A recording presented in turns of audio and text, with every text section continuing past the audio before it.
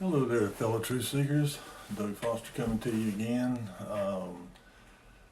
To start off with, I'd like to give praise to the Elohim of Abraham, Isaac, and Jacob, and our Redeemer, Yahushua, Jesus Christ. To esteem and lift up the name of our Redeemer. In thanksgiving for all you folks, for your comments and your words of encouragement, and for taking part in my little exercise there about one mind. Regardless of the conclusion you come to, whether it was about free will, the duality, split mind, double-mindedness.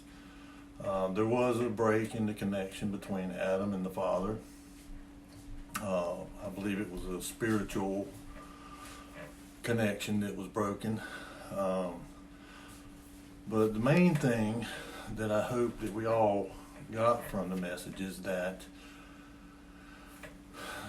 the scriptures I gave from the apostles and from our Lord Jesus Christ, that about division and about contention. Over and again they said, be of one mind.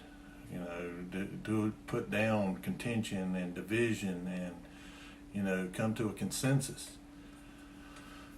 And that's based on the teaching, the doctrine that they delivered to them, the doctrine of Christ. And he said that if he be lifted up, he draw all men to him. And so we need to be lifting him up so that he will draw all people to him. And that means that we have to be of one mind in the body of Christ. That's a given. And, when you look at all the different denominations they are, all the different religions they are, and the contention and division and the bickering and the that all goes on with these religiosity. They're not doing any of that. They're not lifting up the Son and the Father, and they're not keeping covenant. They're not esteeming them, and they certainly are not of one mind with them. And we really need to focus on that unity, because the enemy, that's what he uses. He uses division and contention and bickering and people trying to one up each other and elevate themselves in position. And Christ said, if you would be the leader of, then you need to be the servant. You need to be the humble yourself down to be a servant. And that's a big part of it is to get to that point where we can be humble and be servants to others. And so again, I appreciate all the comments and the dialogue, and this is I think it's important for us to do that.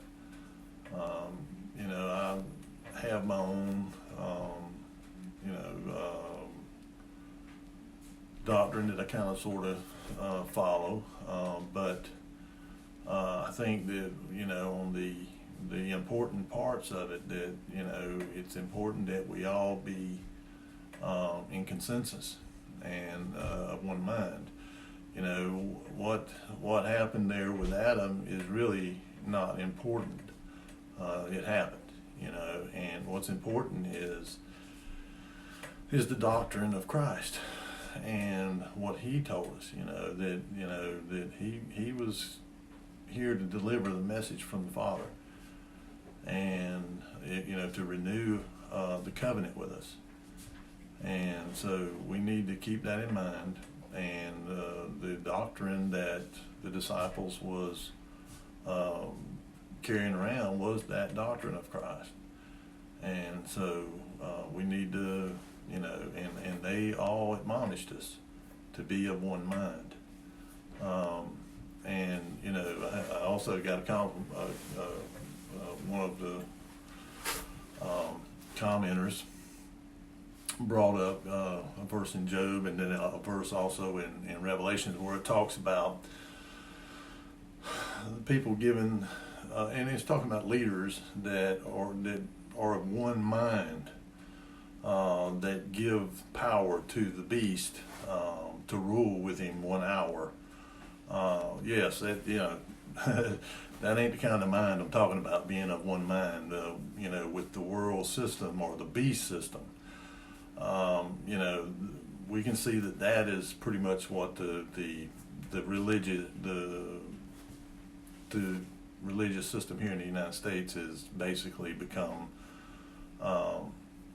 Like one of those horns on the head of the beast.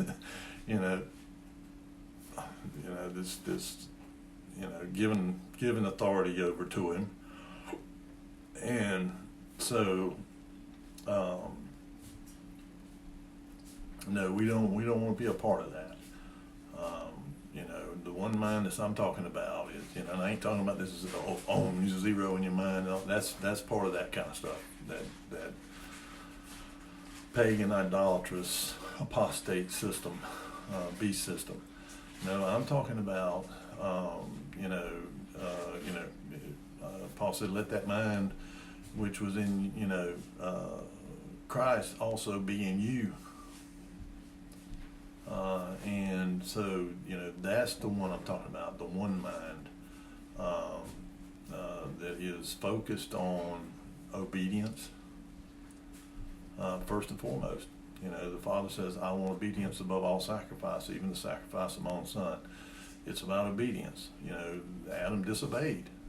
And so, we want to be different than that. We want to be obedient. And so, I appreciate y'all's indulgence in this, and indulging me in this little exercise. I like kind of doing this kind of thing every now and again, just to kind of get the input from y'all to see where y'all at and how you feel about it, and I appreciate it. Now, I'm going to kind of just take the time to answer some statements that were on here in the comment section. I'm not, into apologetics or apologist or whatever. I mean, I believe what I believe.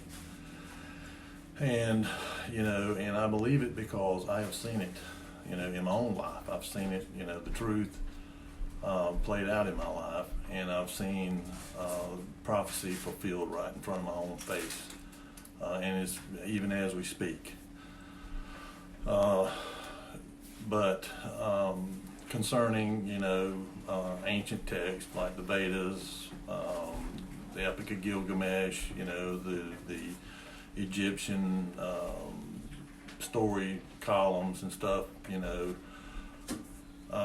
talking about virgin births and stuff like that. Well, that's kind of a theme that goes all through these ancient cultures, and it really originated in Sumer, Samaria, Babylon, Babel.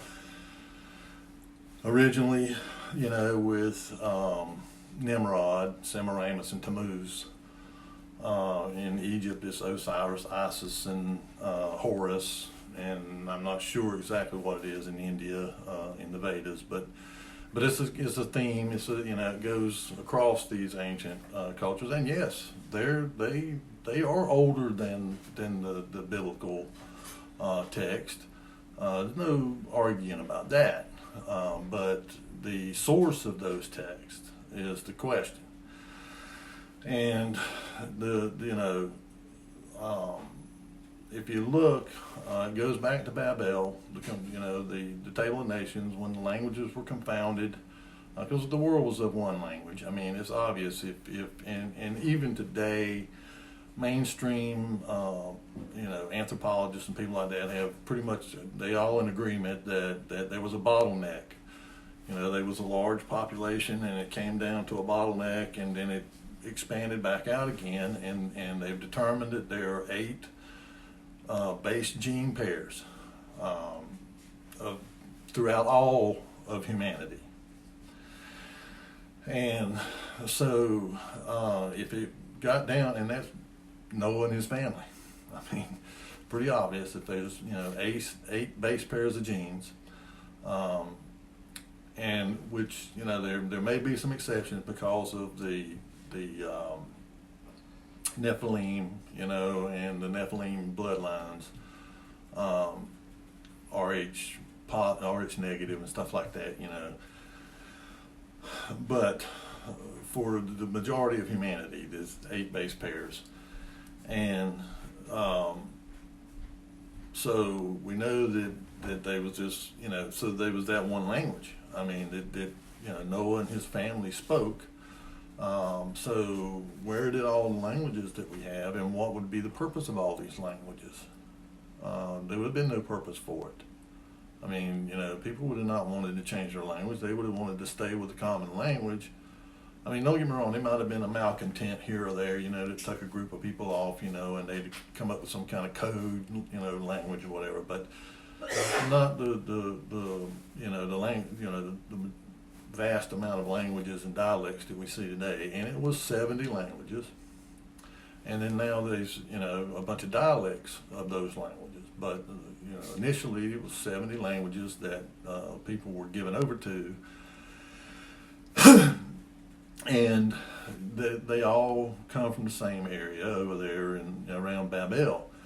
And they were took and placed where where the Father wanted them at. They still didn't want to go, even though their languages had been changed. They still wanted to hang around Babel. And so they forcibly took them and moved them where they wanted them to be at. And of course, these people took their stories. They all remembered Nimrod and Semiramis and Tammuz, but they spoke in different languages. So they wrote these stories down and recorded these stories in their own language, with a little twist to each one of them. I mean, they all kind of embellished them and built them up and added to them. The difference is, when it comes to the Hebrew or Judeo-Christian Bible, the Hebrew and the Greek, Aramaic, is that the Hebrew people were taken out of one tribe of people over there, and they were, Hebrew was probably, I would say, the original language, because they know that it's old. It and Aramaic, they're sister and brother languages, very similar. A few little differences, but they're similar. But they, pretty much believed that was the original language. And so Abraham was called out from among the Chaldeans and went over there, and the Father says, you know what, I'm going to take, I've made all you nations, I've given you over to all these gods that you wanted to worship, I'm going to give you over to them, and I'm going to take this little guy here, this guy from this smallest tribe of people, and I'm going to take him and I'm going to make a great nation out of him. And I'm going to give them my version of it, the true version. And so he did. Because the fallen ones, they have tried to corrupt everything.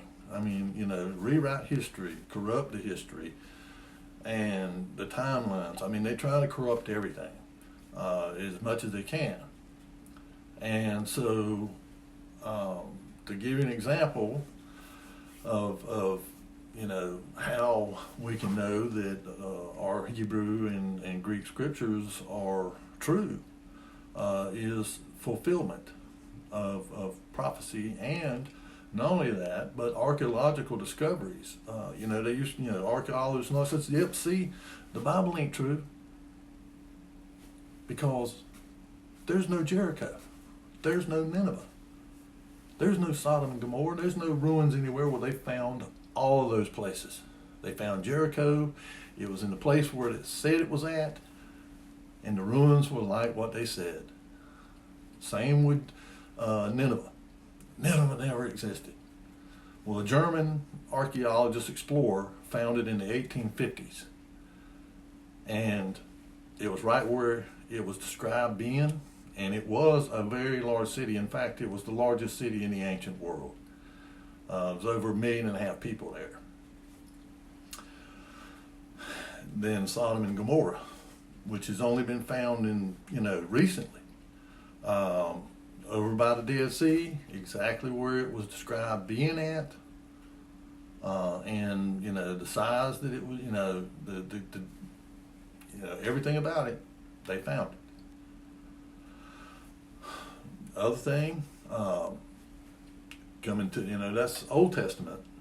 Now, when you come to the New Testament, and I mean this is very recently, they found the pool of Siloam, where Christ took and made the mud from spittle, took spittle and mixed it with the dirt there, and he rubbed it on the blind man's eyes and told him to go wash his eyes in the pool of Siloam. Well, they found it, okay, and they found tablets, stone tablets with David's name on it. They found names, tablets with Yahushua, Jesus Christ's name on it. Shlomo, Solomon, they found, and that, by the way, his Hebrew name was Shlomo. And then prophetic. I mean, everything that you can look all around you if you have eyes to see. And you can see how everything that was ever prophesied in there has come to pass with 100% accuracy. No astrologers, no soothsayers, no palm readers, no necromancers or anybody else can even begin to come to that. So, and we see it happening right now. I mean, we see all of these nations that were prophesied in Ezekiel and in Daniel, Revelation. I mean, we see it happening and playing out on the global chessboard, playing out right now in front of our face. Rivers drying up all over the world. The great river Euphrates drying up. The Yangtze River over in China drying up. The Mississippi drying up. And other great rivers all around the world that are drying up. And in Revelations, it says that was going to happen. It said that the Euphrates River would be dried up to make way for the kings of the East. And the Chinese, with their Belt and Road Initiative, have been building this infrastructure to move their army into the Middle East. I mean, I don't know how much more, and that is what sets the scriptures apart from all of these other ancient texts, is its accuracy and fulfillment of its prophecy. I mean, it can't be argued. Okay, enough about my, rant on that. The other question, or the other statement, is concerning Enoch, and it's geocentricity. In other words, geocentric cosmology as opposed to heliocentric cosmology. Well, if you got a problem with Enoch, then you got to have a problem with the Bible, because the Bible is geocentric and it is a flat earth book from front to back.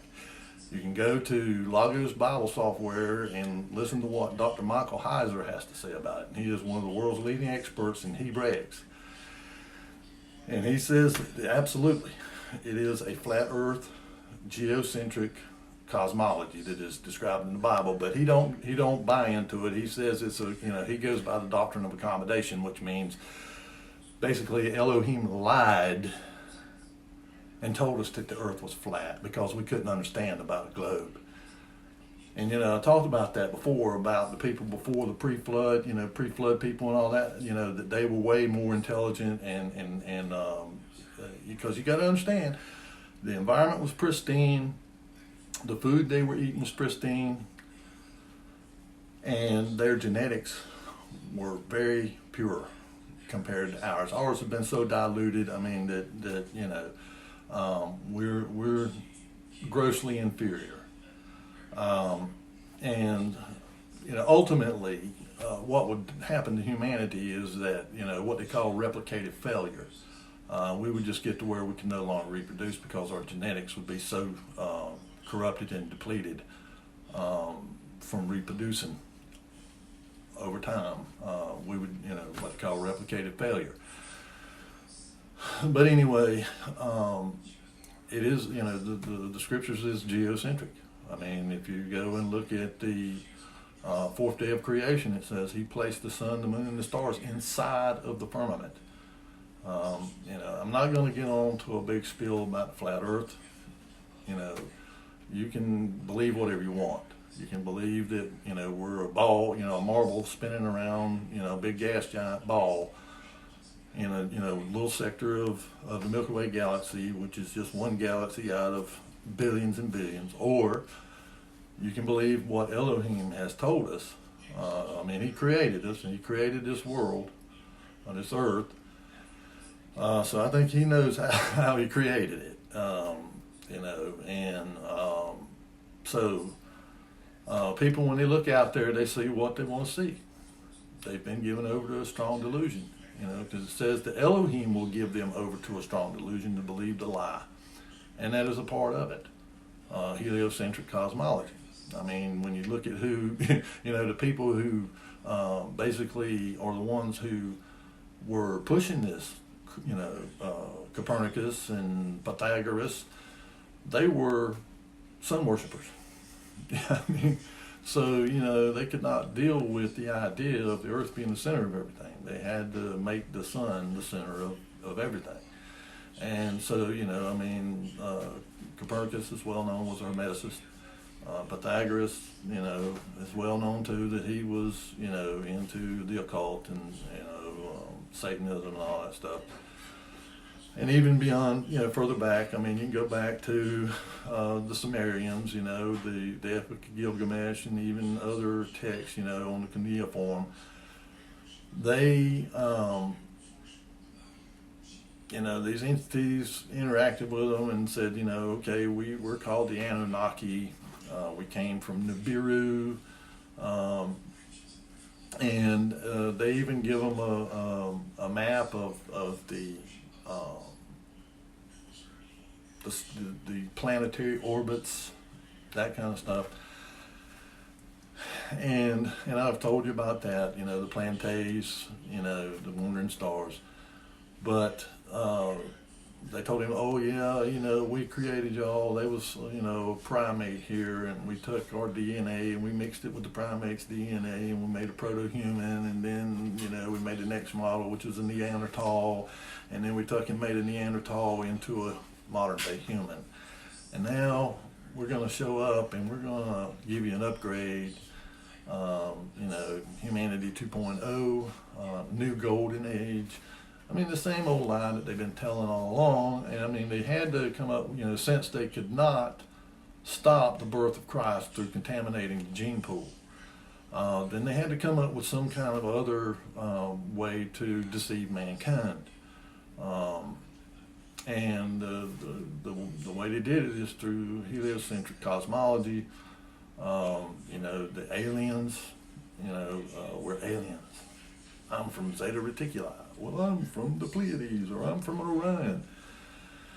And so, and now, isn't it kind of ironic how in 2017 the United States government began declassifying UFO or UAPs, and government officials coming out and saying, yeah, we know there's something out there, and we've got craft, disclosure, soft disclosure. because they've been interacting with these entities all along. That's why they, wanted to cover it up, beginning in 1947 down there at Roswell. And they don't, people don't know about how Jack Parsons and the Babylon workings, where they opened a portal and they started letting these entities through, and the government found out about it. Okay, and it wasn't long after that. I mean, Jack Parsons had been getting formulas for solid rocket fuel from them. They was giving him this knowledge, and they gave him a formula one time too many that one of them blew him up, and he was not able to close this portal. I mean, this is well established stuff. I mean, it's not as far as this narrative. And he was a proselyte of Aleister Crowley, and he was famous for doing these workings and actually interacting with these beings. One in particular he called Lamb, and he even draw a picture of it, and it looks like what we call the little grays or whatever. And so Parsons was doing the same thing, but he was not as adept at opening and closing these portals as Crowley was. And so these started coming through, and they began to start giving us, they crashed one of their things there in Roswell and let us retrieve it. And then they began to, and where they done this Babylon working is where Area 51 is right now. That's where they done this ritual. And it wasn't just Jack Parsons. L. Ron Hubbard was involved in it too.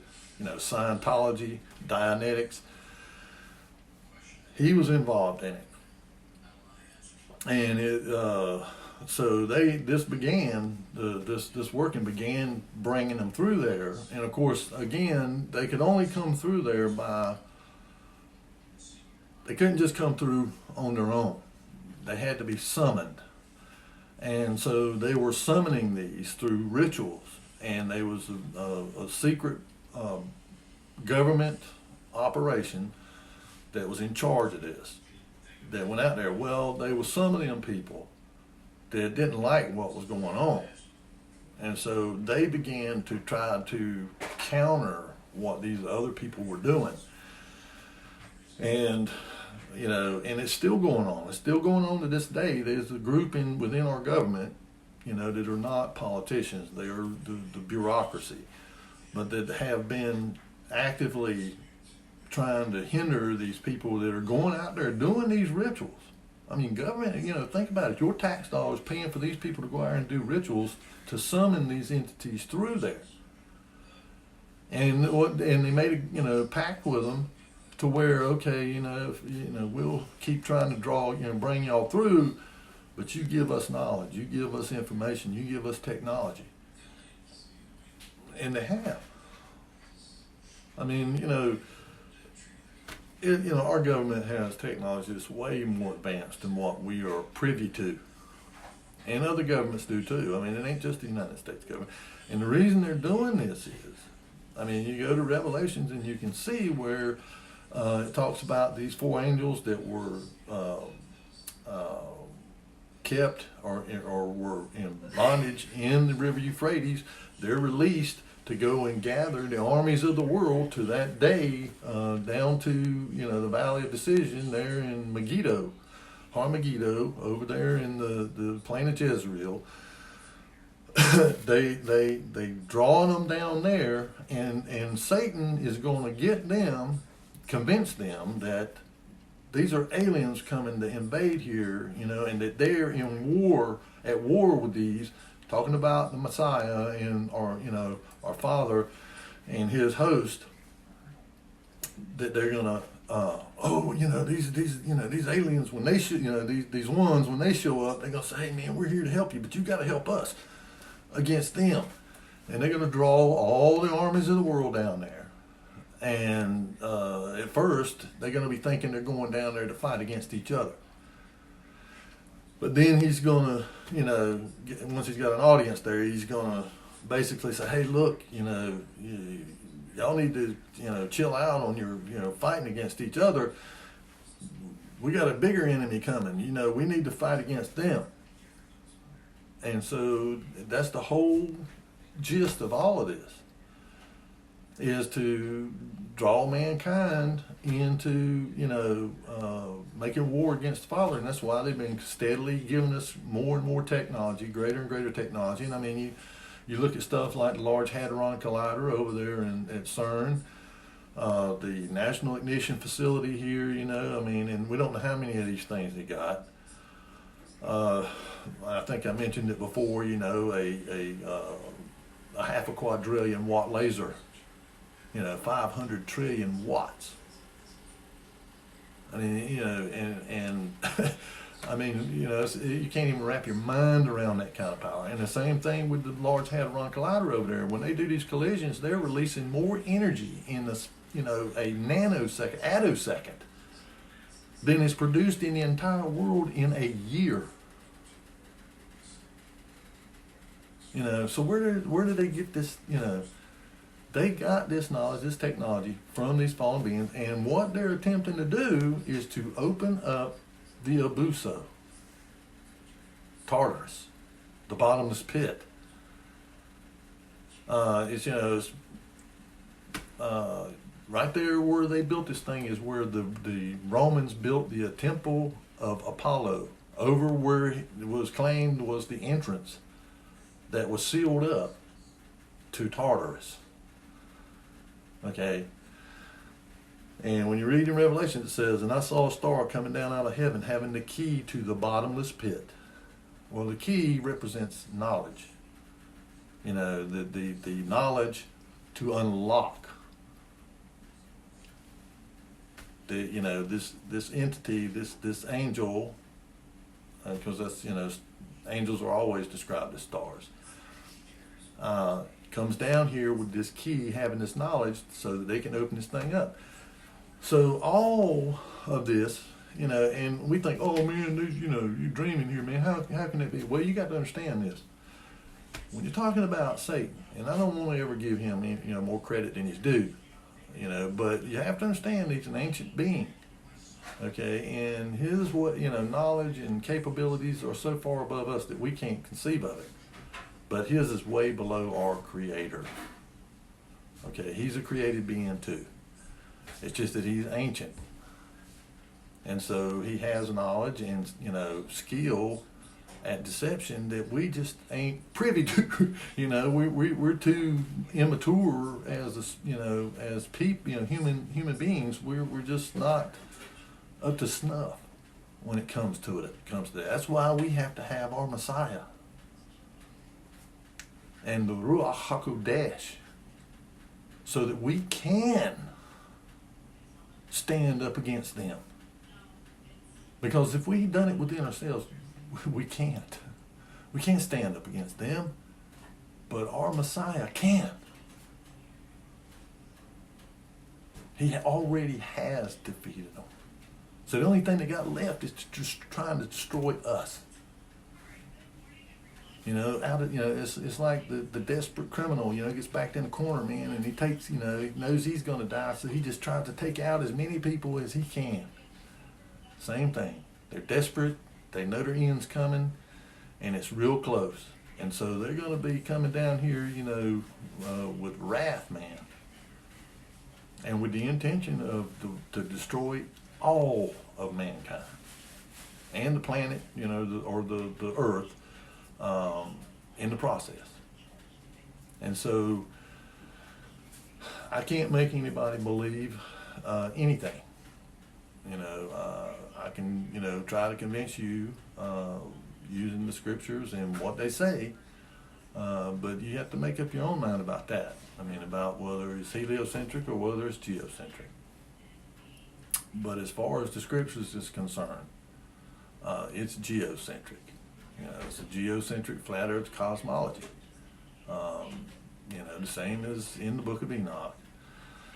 And so with that, I hope I kind of, made my point about that. And, I don't really like to be getting on to divisive topics. Again, like I said, I'm not an apologist. I have my belief. I'm grounded in it. Nobody's going to change me. but I'm not going to try to force it on nobody else. You know, we are free moral agents. We have to make our choices on our own. Because when we stand in front of judgment, we're going to stand there alone. We're not going to have any lawyers. We're not going to have, you know, our parents. We're not going to have anyone standing there to, you know, advocate for us. We're going to advocate for ourselves. And so, you know, I don't mean, I'm not saying anything in you know, I hope that you don't take it as I'm being hateful or, you know, anything like that. I just, you know, it's the way that I believe. You know, I believe it's the truth. And, you know, I love you. And I hope that you will come to the knowledge of truth. And have understanding. Because it's there for anybody that wants it. If you truly seek it with your heart. But again, you know, I can, you know, give you, you know, the scriptures and the argument to back up what I say. But, you know, it's up to you to believe it or accept it or not. And I hope that, you know, that kind of answers, you know, where I stand on it. You know, and again, you know, I love you folks. And, you know, don't want anyone to perish, you know, and because it's eternal. And so with that, I love you folks. I really appreciate your you know, watching. I hope that something I impart to you may bless you, and you know, maybe give you some insights that you didn't have. You know, and I try to look at this as a learning experience for all of us. You know, that we can all learn something. You know, because I'm like I say, you know, I'm not the end-all authority on any of it. You know, I'm not no scholar. I don't have no bunch of letters behind my name. You know, other than Junior. But other than that, I'm gonna kind of leave it here because I'm about beat. I've been going hard, and but I love you. I hope you be blessed, and until next time, I'll see you, Yahuwah willing.